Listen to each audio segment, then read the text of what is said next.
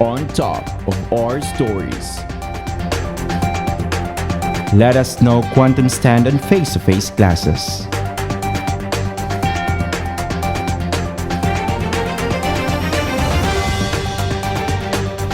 How does quantum implement an interdisciplinary approach in teaching?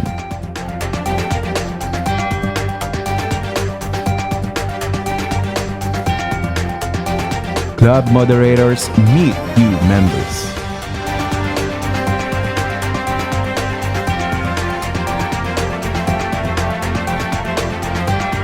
How kindergarteners use class VR.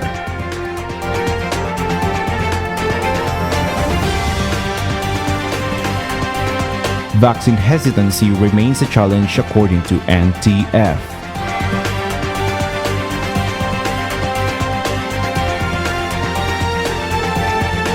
Is chess the most underrated sports in the Philippines? Let's find out.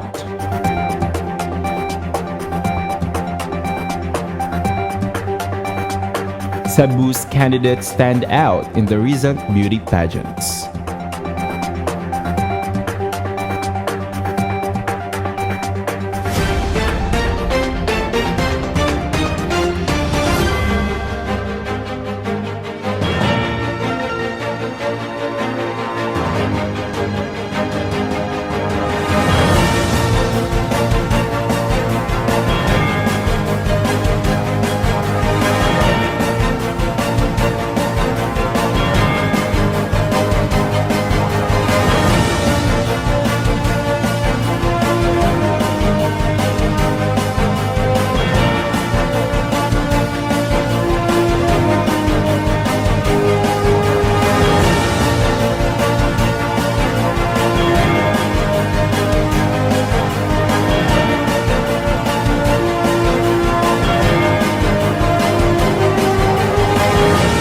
Reaching out to you straight from the Quantum Academy. This is Quantum League.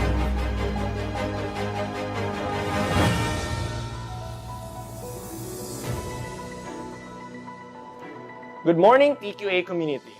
For today's Quantum Insider News, let us know Quantum stand on face-to-face classes. Ever since the pandemic began, there has been a huge change in the students' way of learning. Because of the fear of spreading the virus, schools have prioritized the safety of the students and so resorted to online learning. Acquiring knowledge almost exclusively through the internet was something that was previously unheard of in our educational system and received mixed reviews from the educational community.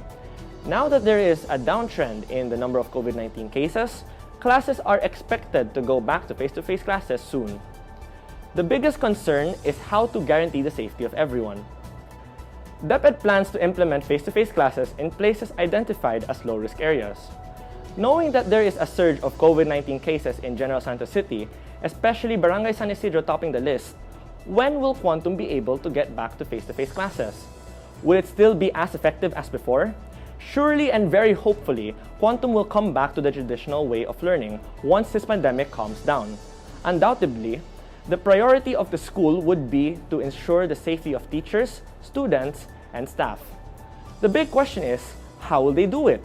Teacher Cosette, the current school director, said that Quantum's COVID-19 health and safety guidelines and facilities for face-to-face classes had already been prepared since last year. She added that because face-to-face classes are not yet allowed this school year, Quantum is just waiting. Once the face-to-face classes are allowed again, each Quantum family will receive a copy of these guidelines. Now that we know how Quantum will ensure the personal and student safety, the next question that needs to be answered is if they really will be safe. Will the Q Kids be safe to attend face-to-face classes in spite of all the safety protocols Quantum will implement as required by DepEd and DOH? Dr. Helena Garcia is a practicing pediatric pulmonologist who actively takes part in the development and implementation of COVID-19 policies and protocols of St. Elizabeth Hospital. When asked, she emphasized that all infection control measures should be applied. Here are her statements. To adhere to the basic infection control measures is the most important thing to do to decrease the probability of transmission of a particular type of disease. When we talk about diseases such as COVID-19, hand washing, proper wearing of face masks, physical distancing, additional protective measures such as wearing of face shields, and proper cough etiquette are the most effective methods of containing the infection. Face-to-face encounters such as classroom setups increase the probability of COVID-19 spread, but with strict implementation of the previously mentioned measures, learning objectives can be better achieved. So, is a face-to-face platform of learning safe?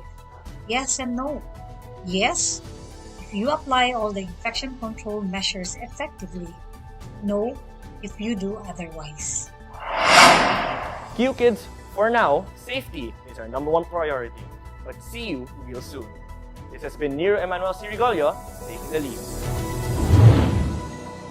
The Quantum Academy, in response to the new normal in education, implemented an interdisciplinary approach in teaching that is being maximized this school year 2021-2022. Teacher Gazette, the school director, explained that the school's interdisciplinary approach is not the Quantum Academy's curriculum, as it is only one part of the school's new high-flex learning. She explained that last year, as the school was facing insurmountable challenges and difficulties brought by COVID-19, she was determined to study and assess the current situation of education that caught school leaders and educators by surprise all over the world. The result of her assessment made her decide to completely change the school's newly revised but pre-pandemic curriculum and learning programs. The Quantum Academy is now implementing its new learning program called High Flex Learning, which consists of 6 branches: online learning, interdisciplinary approach, intermittent face-to-face classes, adaptive and blended programs, DepEd K-12 curriculum, and immersive learning. Under each branch are academic and non-academic initiatives and programs that will ensure the effectiveness of Quantum's high-flex learning.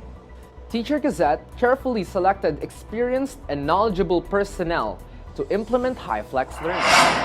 TQA has been consistent, compliant, and committed to the school's VMGO, vision, mission, goals, and objectives to deliver holistic and quality education to our students. We have an interdisciplinary approach in teaching, the long shot class discussion, the QAR quarterly assessment requirement, the online CEM test, the school clubs, the Quantum League, and the outreach programs. With all these things, I believe the school is on the right track in delivering quality education in this trying time. Like Teacher Al said, the interdisciplinary approach is the school's way of living up to its mission and vision despite being faced with the challenges of the pandemic. It was adopted with the goal of creating an engaging, systematic online learning environment for the Q Kids. What steps have TQA been taking in the implementation of such an approach? Here is Teacher Donna's answer. As we all know, TQA is always ahead of the game in terms of implementing new curriculum designs that will best suit our learners. In its earliest stage, we began by drafting the course outline for each subject areas for the school year. The teachers worked hand in hand in identifying all the essential topics from DepEd, core knowledge, and Genio. The school acquired more teaching equipment for this school year to aid the teachers to effectively deliver the lessons to our learners. Cameras, talk show set, green screens, and so much more were added investments of the school, all for our learners' educational welfare. The interdisciplinary approach is a concept that encompasses the programs and events deemed necessary by Quantum in ensuring a successful and productive online school year for both the teachers and the students. It enables teachers to impart knowledge more effectively and the students to learn more, even if they communicate only through a digital screen. To further expound on this benefit, Teacher Jade will give her insights as a teacher directly involved in the said approach. Basically, IA in TQA, I'm using some initialisms there, simply aims for the teachers and students, but mostly the students, to get the best of both worlds if it's ever possible. And the better way to achieve that is to allow collaboration and integration to take place. And these are never possible without creativity. To simply put that, I must say that the school felt that there is a need for us teachers to help teach the narrow students to think broadly, and for the broad students, we need to teach them how to find that context while there's still a chance to get the most out of that early fundamental knowledge. And yes, this interdisciplinary approach, both in teaching and in learning in our school, is, I feel, another quantum leap we have for the present school year. And we thank the intellectual unrest of the teachers and the admin for that matter. Collaboration and integration are Teacher Jade's keywords for this approach.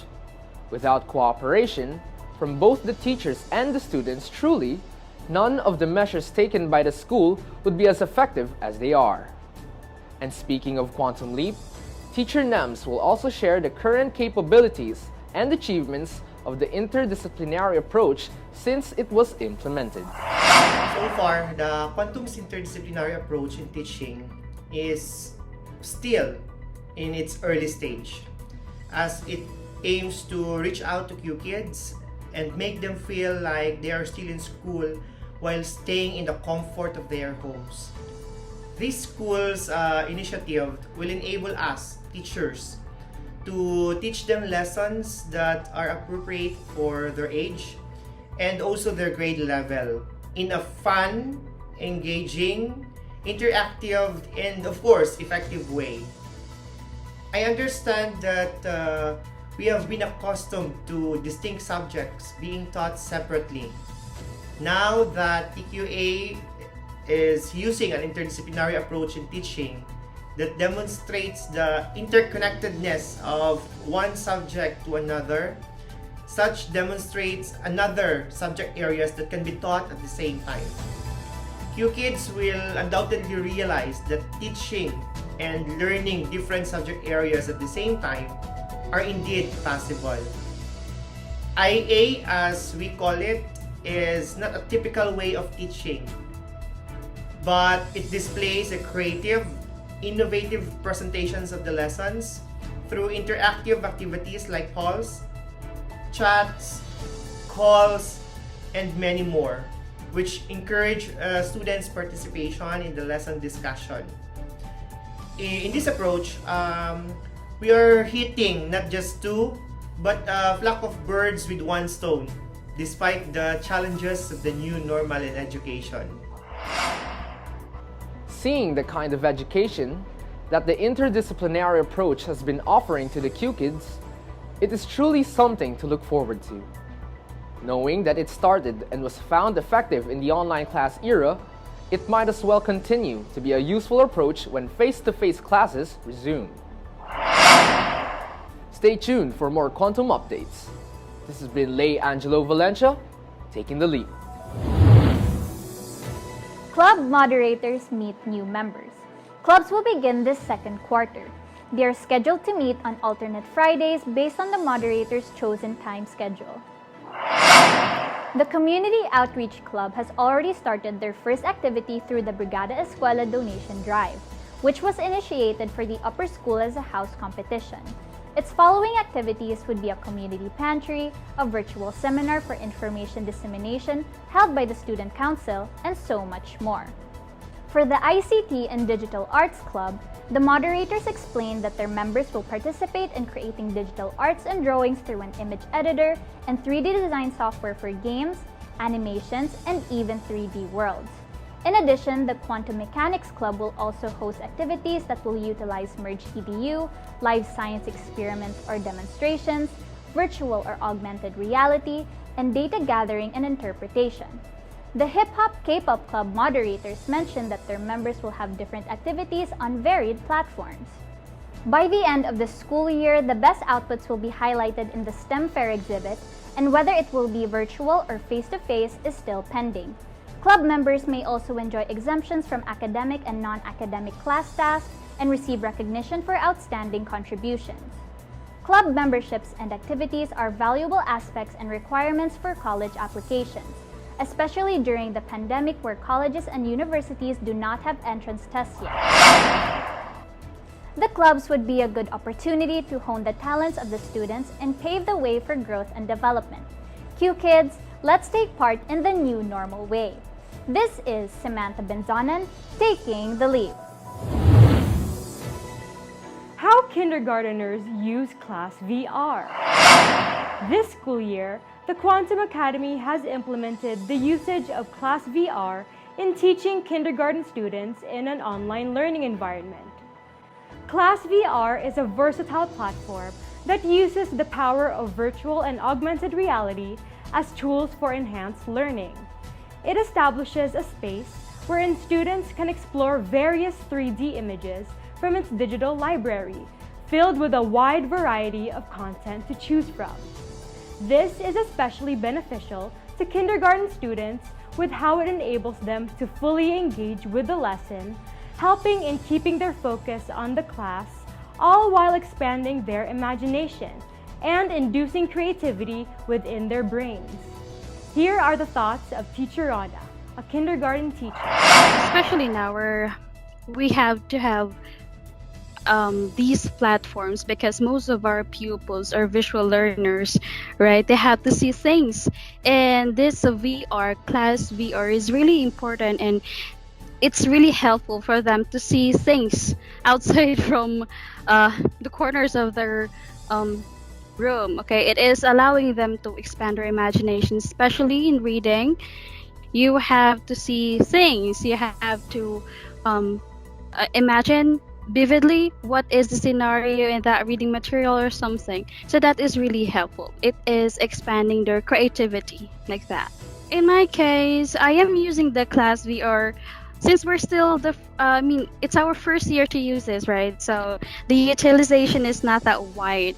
In our case, since it's just the first quarter in using this, we're just using the Class VR, for example, in motivation, in the introduction to the lesson, watching a certain video or some pictures that are on 3D, something like that. It just for introduction or motivation part. So I cannot really compare the use of Class VR to the face-to-face class, because face-to-face, even though we don't have the Class VR yet or the virtual reality thing, okay, we can still provide things that are real to the students. So it's really better for us to have the face-to-face class.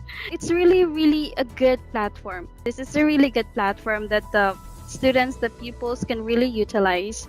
So I would really recommend Class VR. Class VR is used in all subjects in kindergarten.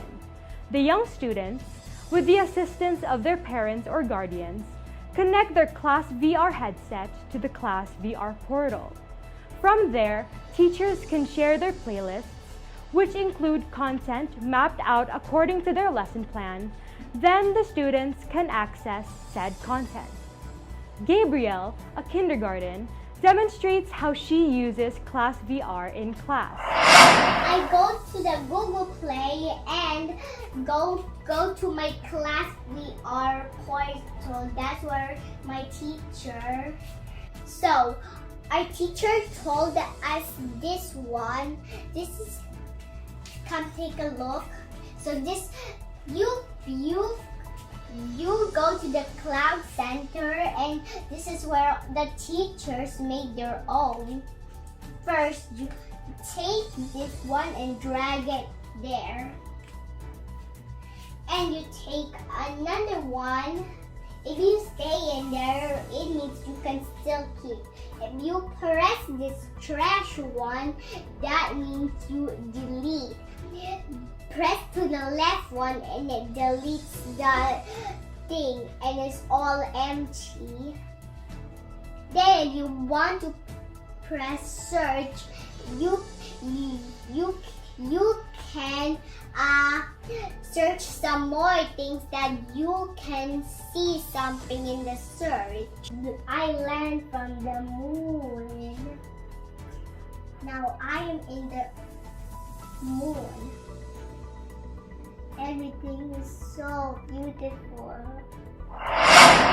Because it is Quantum's first time utilizing such technology, the students, parents, and teachers are all still adjusting to the features of Class VR.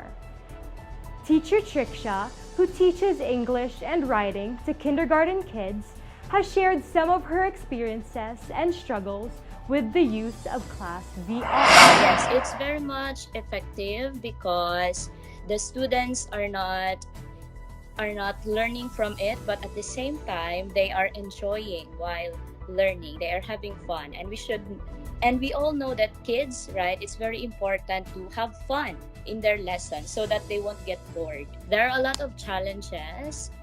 First is that when, of course, right, we know that parents, they usually not master all the functions of the Class VR headset. So every time we have our class, there's a lot of questions like, teacher, how do we put this on? Teacher, what happened? How can I Zoom a teacher? Like that. And so I think that's challenging for me to answer all their questions. Nevertheless, Class VR has provided a platform that simulates seeing things in real life, which is significant in an online learning environment for kindergarten pupils. According to teacher Geraldine, it is a great alternative to face-to-face classes. Class VR versus the face-to-face, of course, there's a huge difference. Kasi in face-to-face, traditional learning, so the teacher just get to explain the things or the concept to the kids, and sometimes you cannot really deny the fact that the kids would just stare to you and you wonder if do they really understand what I'm talking about? Do they really understand what I am saying? And with the use of Class VR, they get to experience what you are trying to explain to them. So I guess using Class VR is really great for the students. But I guess the traditional learning, face-to-face, and the Class VR should work hand in hand. Okay, we cannot say that face-to-face is better or Class VR is better. They should work hand in hand in order to provide a great learning for the students. The students themselves can attest to the effectiveness of learning with Class VR and how enjoyable it is. Q-Kids, stay tuned for more updates. This is Gea Josen B. Palalay taking the lead.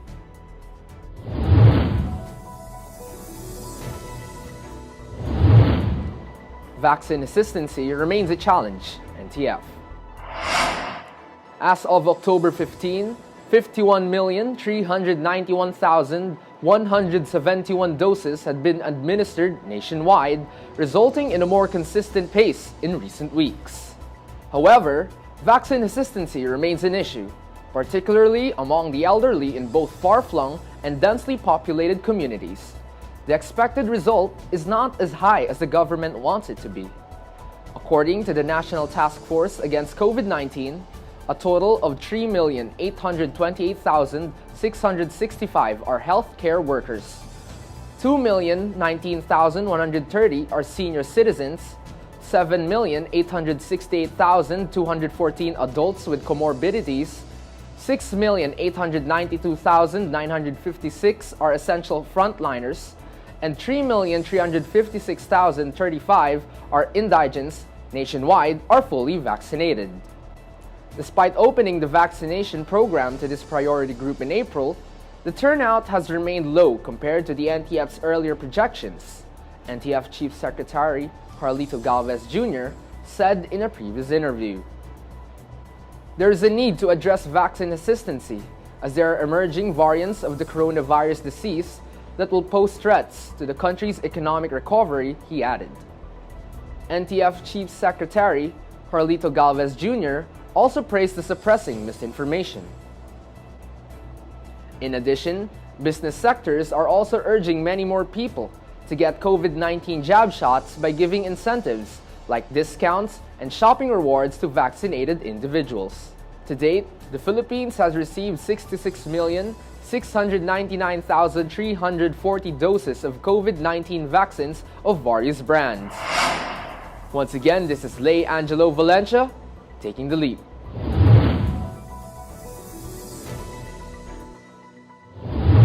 Good day. This is Quantum Leaf's weather forecast for October 21 to 30. As Typhoon Maring intensifies, so does the cost of its damages, as well as raising the fatalities. As of October 13, a total of 608.50 million pesos with 29,063 farmers and fisherfolks have been affected according to the Department of Agriculture. There have been 6,111 families affected by the severe tropical storm, or 21,511 persons, according to the NDRRMC, with 5,852 persons being displaced to evacuation centers. The NDRRMC, however, has yet to assess the damage to infrastructure. October 21 to 30 will be significantly cloudy. There will be an average of 82.5% cloud cover in this 10-day period. Also, there will be an average of 55% chance of precipitation, along with a total of 33.4 millimeters of rain, with approximately 19 hours of rain. October 25 will have the highest chance of cloud cover, which is why it has the highest chance of thunderstorm during this period with 37%, with at least a total of 5 millimeters of rain. In terms of wind, majority of the wind direction will be west to southwest bound with an average speed of 6 kilometers per hour and wind gusts of 7 kilometers per hour. For the next 10 days, there will be an average of 32 degrees in high and 22 degrees in low. Once again, this is Lay Angelo Valencia giving you weather updates and taking the lead. World Health Organization warns the soaring effects of e-waste to the health of millions of children. The World Health Organization was one of the first to report on the effects of e-waste on children's health and calls for more effective actions to protect them from growing health threats. What exactly is e-waste? E-waste is the term for electronic and electric waste, thus logically implying that the item has no further use and is rejected as useless, such as computers, refrigerators, and the like. That's why the World Health Organization Director General stated that with the mounting tsunami of e-waste, there's a need to protect our most valuable resource, the health of our children, from the growing threat of e-waste. More than 18 million children and adolescents, some as young as 5 years of age, are often engaged by parents or guardians in e-waste recycling because their small hands are dexterous than those of adults. Other children live, go to school, and play near e-waste recycling centers where high levels of toxic chemicals can change their intellectual abilities. For an expectant mother, exposure to e-waste can affect the health and development of her unborn child for the rest of the child's life. Potential adverse effects, to name a few, are stillbirth and premature births, behavioral problems, and reduced cognitive and language abilities. E-waste volumes are surging globally. According to Global E-Waste Statistics Partnership, they grew by 21% in the 5 years up to 2019, when 53.6 million metric tons of e-waste were generated. This is happening because global consumer demand continues to increase and the technology uptake and shorter replacement cycles are contributing to growth of e-waste. It is sad to know that only 17.4% of e-waste produced in 2019 reached formal management or recycling facilities. The fate of the remaining percentage was illegally dumped, traded, or recycled under inferior conditions. Children and Digital Dump Sites and World Health Organization request the exporters, importers, and government to ensure environmentally sound disposal of e-waste. They also call on the health community for support, most especially in monitoring toxic exposure among children and expectant mothers. Children and adolescents have the right to grow and learn in a healthy environment, and exposure to electrical and electronic waste and its many toxic components unquestionably impacts that right. This is Gea Josen B. Palalay taking the leap.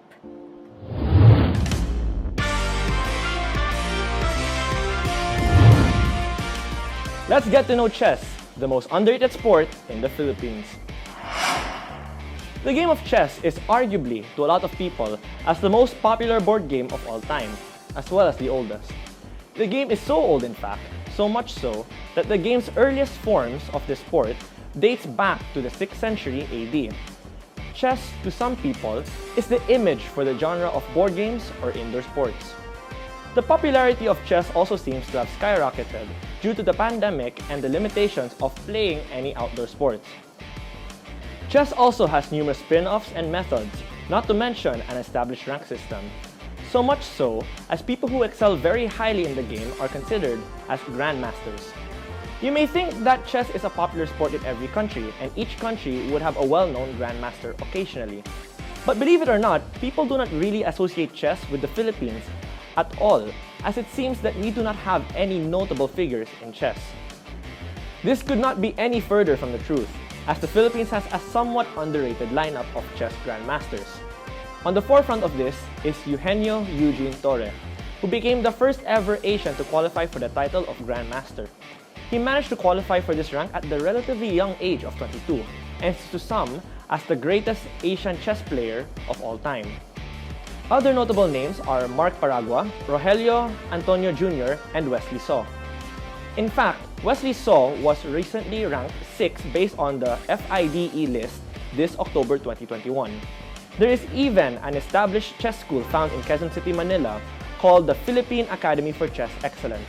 This academy's main goal is to possibly find the next Eugene Torre. With this realization, maybe more Filipinos in the post-technology era should consider engaging in chess, as the time availability is there. Who knows? Maybe one of you guys watching will become the next Eugene Torre. This has been Nero Emmanuel Sirigolyo, delivering the sports buzz and taking the leap.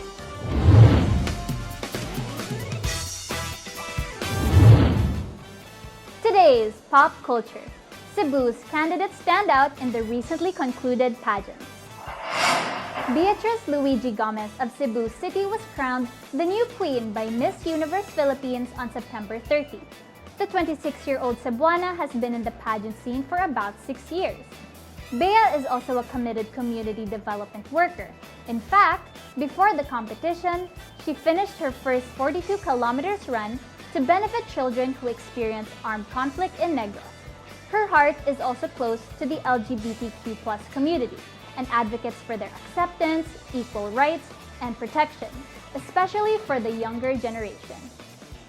During coronation night, Bea was asked how she would continue to inspire others if something happens to her. She answered, "And if anything happened to me during my reign, I will not give up and inspire others by rising to the problems that I am encountering and by inspiring them that whatever you're going through, you will be able to overcome it." Bea will be representing the Philippines in the Miss Universe 2021 pageant, the most high-profile pageant in the world, to be held in Israel this December. However, after this victory, Tracy Maureen Perez of Cebu City was chosen among 42 other aspirants to represent the country in the Miss World Finals on December 16 in San Juan, Puerto Rico. This was her second attempt at trying to win the Miss World crown, wherein she mentioned that this time around, her confidence in her preparation is 100%. She is a model, host, and industrial engineer by profession. Miss World Philippines 2021 was held at the Subic Bay Exhibition and Convention Center, which lasted for 6 to 7 hours. Last but certainly not the least, Cebuana beauty Shaila Rebertera. was proclaimed Miss Multinational Philippines on October 3, 2021. Back in 2018, Miss Reportera won as Cebu Sinulog Festival Queen and Miss Millennial Philippines 2018. Outside of the world of pageantry, Shyla works as a doctor of dental medicine and loves to share her traveling memoirs on Instagram. Fans from the Philippines, especially in Cebu, share their excitement and joy over their continuous wins in the beauty pageant industry. They even made a humorous remark on how the waters in Cebu must have beauty-enhancing properties. All in all, Cebu has won 4 major titles this 2021. Let us continue to show Beatrice, Tracy Maureen, and Shyla Reportera our continuous support as they will be representing the country in even bigger competitions. To all the aspiring beauty queens and beauty kings tuning in now, I bet you'll also look dazzling under the spotlight and on stage. This is Samantha Benzanan bringing you pop dates and taking the lead.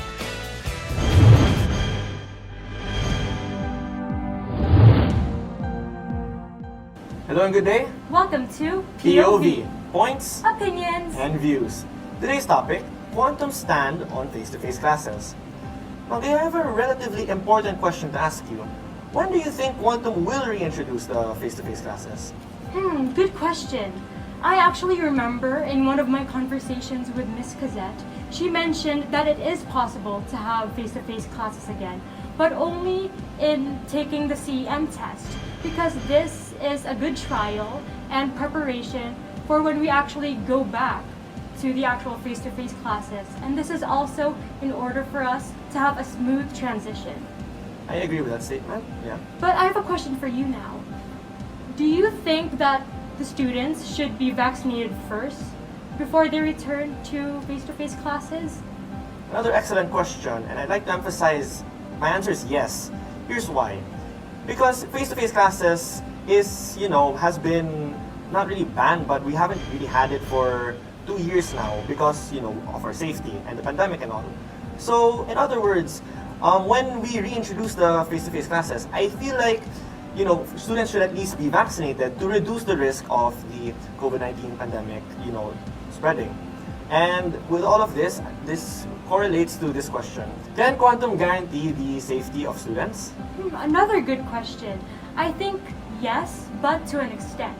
Because let's say, for instance, a quantum student got infected by the COVID-19 virus, but we don't know exactly when and where they actually got infected. So who is exactly held liable here? This is a shared responsibility among the family, the school, LGU, and the Department of Education. This is according to the Department of Education Secretary, who is Leonor Briones. So there isn't only one person who is held liable here. I agree. But here's the thing. Even though quantum is trying their best to prevent the spreading, I feel like quantum can't really stop it. I mean, it is a fact that quantum cannot stop the pandemic as a whole because it's inevitable. Yes, I agree with your point. And regardless, I think that we should all be cautious and careful, even with quantum's maximum protocols.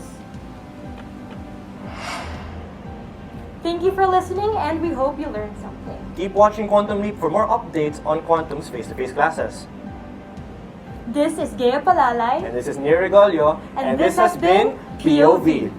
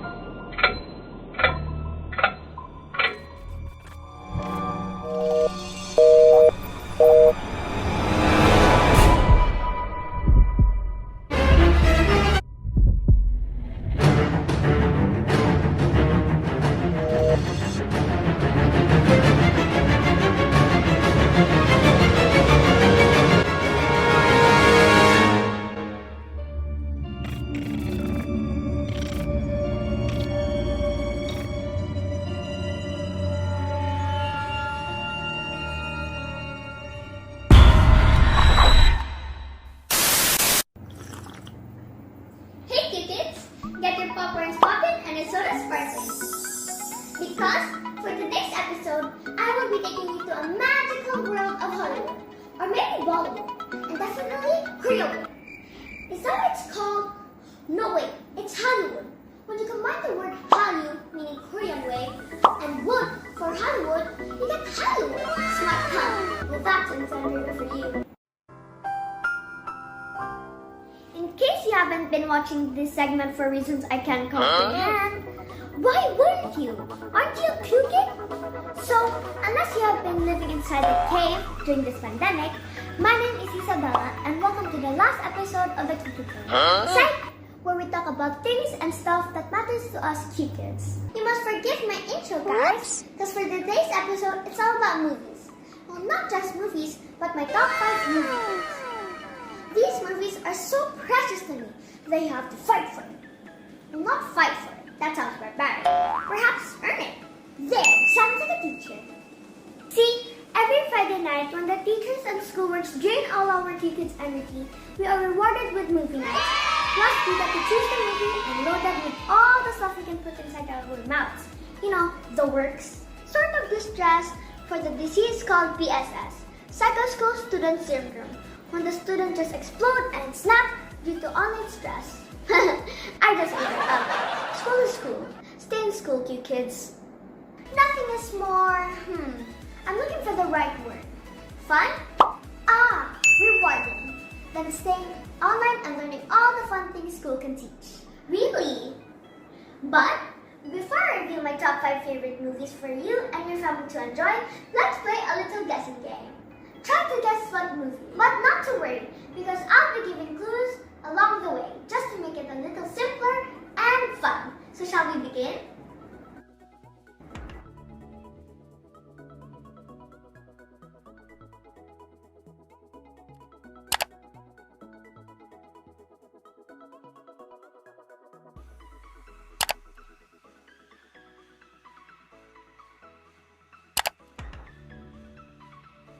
For my first movie, it involves an ordinary girl in her ordinary home, in her ordinary school, with her ordinary friends, just like my ordinary life, turned into an extraordinary everything when she happens to be the rightful heir of the throne in her own country. Then, things get interesting, because she is put in a not-so-ordinary life. In the end, this is not your ordinary fairy tale. Any takers? Yup, you guessed it, it's The Princess Diaries. For the next movie, I know your mom will surely get pumped up. I know my mom will. It involves dancing.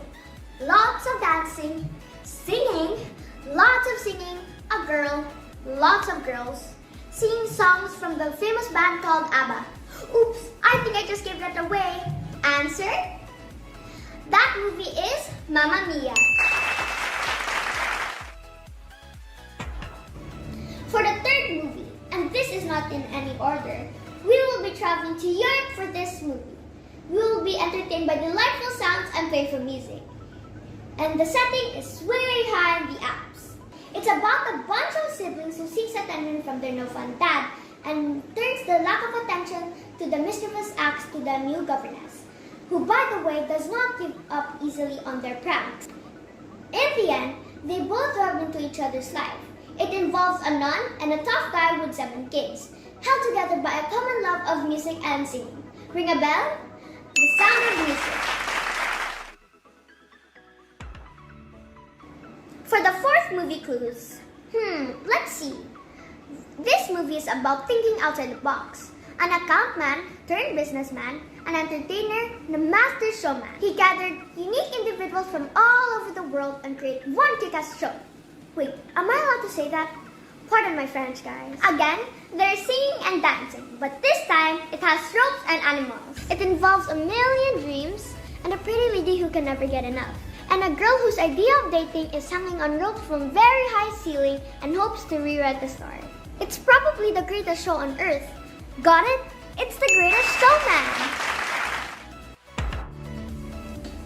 So, finally, for my last pick, it's going to be a Hollywood movie. I know there are lots of K-movies right now, but this movie kinda tickles my fancy. It's about a guardian angel falling in love with the girl he was supposed to be watching over. But this angel witnessed so much bad things in this girl's life, and he couldn't help it but wanted to help her in a way where angels are not supposed to. Then, the angel fell in love with her during the process, and in the end, he would give up everything just to be with her. So I guess that sums up the whole plot. So do you have any idea what it is? It's Angel's Last Mission. It's on Netflix. That is it for me today. I'm Isabella, and that's another episode of the Kikid Zone, where what matters to you matters to me. Catch you next time. Goodbye. Knowledge is knowing what to say. This has been Samantha Benzonan. Wisdom is knowing when to use knowledge. This has been Gea Josen B. Palalay.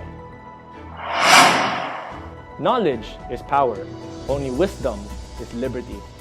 This has been Nero Emmanuel Sirigolyo. This has been Lay Angelo Valencia, Quantum Leap eSchool News, reaching out to you.